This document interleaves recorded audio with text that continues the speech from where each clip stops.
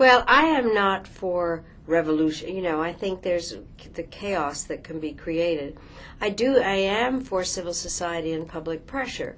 And I think they have tried. I mean, I have been so impressed with what the Nigerian people have been pushing for, the civil society. And I think it's very hard to have violent protests. I think they don't always bring what they need to. But I do think that pressure needs to continue, that the Nigerian people, through various voices that can be through political parties or civil society or supporting,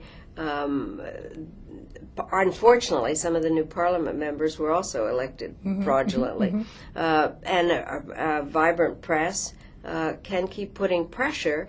And I hope that the president now will realize that he could be very popular, and that the reforms are needed. I don't want to, when I'm there as an observer, we had a very interesting delegation. It was an international delegation. We had a number of former African leaders on our delegation with us, and I think that obviously the European Union observers also were critical of the election. But what was so interesting was how hard the Nigerian people tried to vote, how hard they tried, and the effort they put into it, which I think is the hope. And I would hope that President Yar'Adua would recognize that and see the strength of his country by moving to reforms and conceivably considering early elections, not a redo, but some elections that might be a little earlier than was planned. Right. Talking about Africa generally, I know recently there was a document I read about Cry Zimbabwe that you did with Desmond Tutu, talking about the Zimbabwean situation. Right. I also know, of course, that you've spoken many times about your deep, deep regret about what happened in Rwanda. Why does the world seem to miss the signals with Africa, particularly when dictators are beginning to emerge or crises are beginning to emerge? How come the world never seems to read the temperature of Africa right? Well, first of all, because it's very complicated, I think. I really do think that most outsiders do not see that maybe, the countries were drawn by colonial powers, that people don't understand the various tribal differences and the culture of Africa. And not that there are not some African experts, but I think partially there's a lack of understanding. Isn't that partly because the African experts are usually non-Africans? Well, yes. Although I think they're more and more.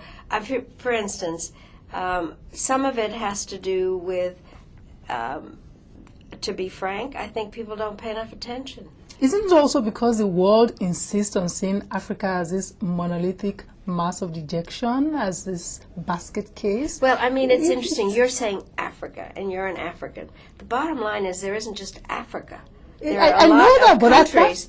No, it's like saying, I object to people saying the Muslim world. That's not monolithic. Africa's not monolithic. For me, one of the saddest parts that I came to, and I am not an African expert, is Africa had been exploited by white people for hundreds of years. And the saddest part is to now see Africa exploited by African American leaders. I mean, African leaders, not African American, African leaders themselves.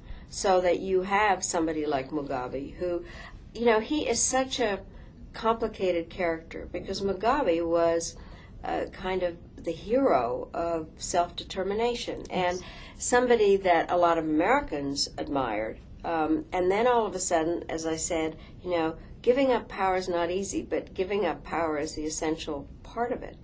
And when you watch Mobutu or various people in the past who have taken advantage of their own people and sold their country out, I think that it's sad now. But the main problem is I think that most people don't see enough of the, quote, strategic interest of Africa, so they don't pay enough attention. What will make that change? How can we make them see it? Well, I think that people need to study more about it. I think that... Does the media help, for example? Not particularly. A lot of what is learned about other parts of the world is from the media of that world. However, Absolutely. Africa doesn't get that kind of coverage. It does I mean, not. even I keep saying Africa because I know that's how we're referred to. And as you said, complex, difficult, different, wonderful continent of nations. How is this ever going to be put forward? And doesn't that affect this issue of aid against trade in dealing with African issues? You know what's so interesting, because